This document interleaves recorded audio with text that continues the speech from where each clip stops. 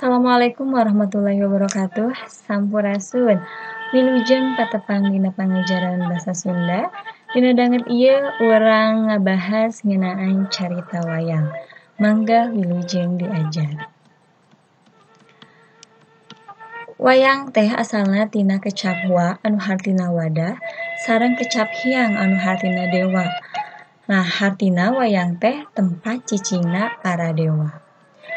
Nah, kecap wayang oge asalna tina kecap bayang atawa bayang-bayang anu hartina teh kalangkang. Lantaran zaman harita wayang nu mekar mimiti teh nyaeta wayang kulit anu waktu magelarkeunana disorot ku lampu nu nuju kana lawon atanapi kaen tur nu katempo ku panonton teh ukur kalangkangna. Nah, kituna wayang teh sok disebut bayang atanapi hartina teh kalangkang. Salajengna aya rupa-rupa wayang. Nu kahiji aya wayang purwa. Wayang purwa teh tina parwa hartina teh mimiti. Nah, ieu biasana lalakonna dibagi jadi sababaraha parwa nyaeta lalakon Mahabharata jeung Ramayana dina bentuk wayang kulit. Mimiti diayakeunana nyaeta di Pulau Jawa. Salajengna aya wayang golek. Golek hartina boneka. Wayang golek dijieunna 3 dimensi tina kai kawas boneka. Jadi jiga boneka ya wayang golek mah. Nah, ieu rea sumebarna di Jawa Barat. Wayang golek ilaharna mawakeun carita Ramayana jeung Mahabharata. Terus salajengna aya wayang potehi atanapi wayang titi. Ieu mah wayang anu nyaritakeun lalakon ti Tiongkok. Salajengna aya wayang gedog. Wayang gedog teh nyaeta wayang kulit anu ngalalakonkeun carita Panji saperti lalakon Panji Sumirang. Salajengna aya wayang gelung nyaeta golek elung. Nah, ieu nyaritakeun lalakon Mahabharata jeung Ramayana. Mahabharata teh nyaeta nyaritakeun lalakon Pandawa 5 nyaeta Yudhistira, Bima, Arjuna, Nakula jeung Sadewa. Nah, sedangkan tokoh antagonisna nyaeta Kurawa. Nah, dina Ramayana nyaritakeun Prabu Rama sareng Dewi Sinta anu tokoh antagonisna nyaeta Rahwana. Salajengna aya wayang golek iket atanapi wayang cepak. Nah, ieu nyaritakeun Prabu Darmawulan nyaritakeun Prabu Darmawulan tiasa oge anu nyaritakeun Menak Jingga anu sajabana. Terus salajengna aya wayang beber. Wayang anu lalakonna digambar dina lawon atanapi kaen tuluy waktu magelarkeunana dibeberkeun. Kituna disebutna wayang beber. Salajengna aya wayang kelitik. Wayang kelitik teh mirip jiga wayang golek tapi laleutik. Nah, ieu ditanggapna biasana ti beurang. Pama wayang golek kan biasana saperting jeput ya. Lamun wayang kelitik mah ditanggapna teh ti beurang. Contona aya Kapten Tak jeung sajabana. Salajengna oge aya wayang krucil. Wayang krucil teh nyaeta jiga wayang golek keneh. Nah, ieu lamun di Surabaya mah disebutna wayang kelitik. Nah, lalakonna teh biasana nyaritakeun Amir Hamzah, Umar Maya jeung sajabana teh eta.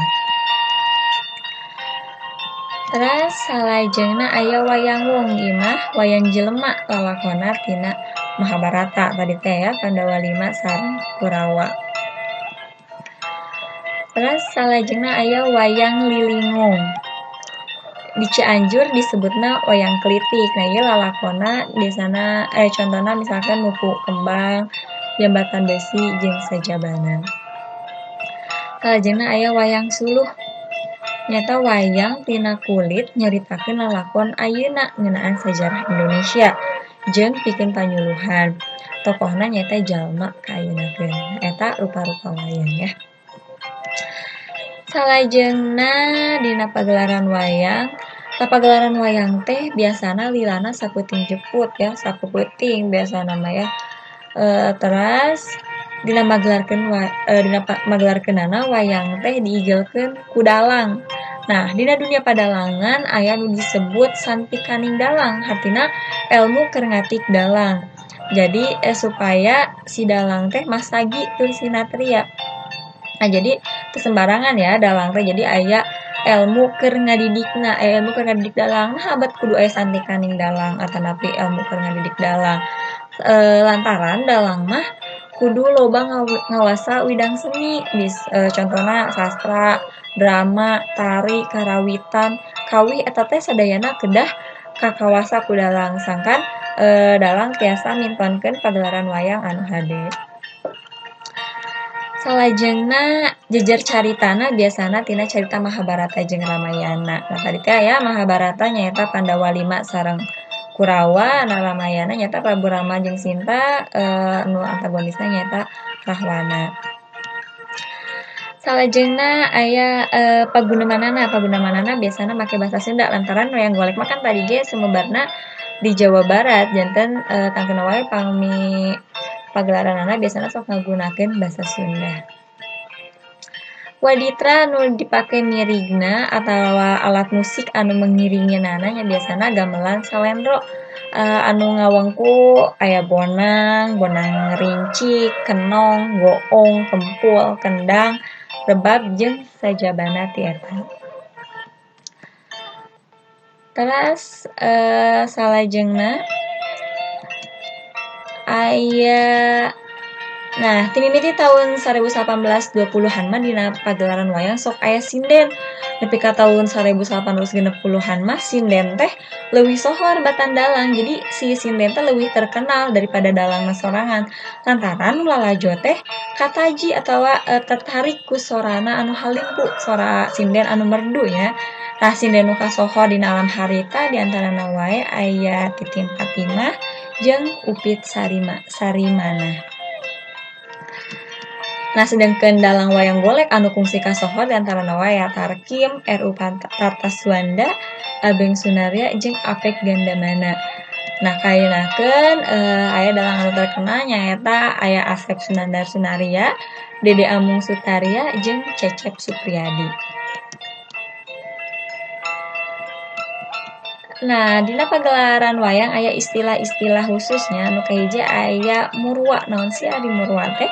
Murwa teh suluk atawa siloka bubuka pagelaran anu dikawihkeun ku dalang dina wiwitan atanapi awak carita. Jadi dina awak caritana teh aya bubukana heula. Nah bubukana eta teh ditepikeunana ku cara dikawihkeun ku dalang. Bukitna dalang teh biasa ngawih. Salajengna aya nyandra. Nyandra teh nyaeta deskripsi adegan make basa prosa pakeliran wayang. Nah si nyandra teh dibagi jadi dua, nyaeta aya janturan sareng pocapan. Janturan teh nyaeta nyaritakeun jejer atawa adegan hiji nagara watak wayang bari henteu dibarengan ku gamelan. Sedangkan anu pocapan mah nyaritakeun jejer atawa adegan hiji nagara watak wayang bari dibarengan ku gamelan. Salajengna aya kakawen. Kakawen teh asalna tina kawi. Kawi teh artina bahasa Jawa kuno halus ya. Bahasa kawi teh jadi kakawen teh nyaeta bahasa kawi nu sok dipake mamanis atau pamantes dina ngadalang minangka bahasa pamidanganana. Nah, ieu contona sawenira tandana panjang. Nah, ieu mangga diaos ieu bahasa Jawa kuno halus ya, tanapi bahasa kawi. Namun dina pagelaran wayang disebatna kakawen. Nah, salajengna aya antawacana. Nyaeta caturan atawa dialog antar tokoh wayang dina adegan. Nah, lamun dina drama ge kan aya dialog ya, tapi bedana kalau lamun dina drama mah dialogna diomongkeunana ku lobaan sesuai tokohna. Sedengkeun dina wayang golek mah antawacana atanapi dialog teh ku saurang nyaeta ku dalang. Kukituna dalang kudu tiasa ngarobah-robah sora sesuai karakter wayang golekna. Panginten mung sakitu wae anu kapihatur ngeunaan carita wayang. Hatur nuhun kana pahartosanana, hapunten bilih seueur kakirangan. Wassalamualaikum warahmatullahi wabarakatuh.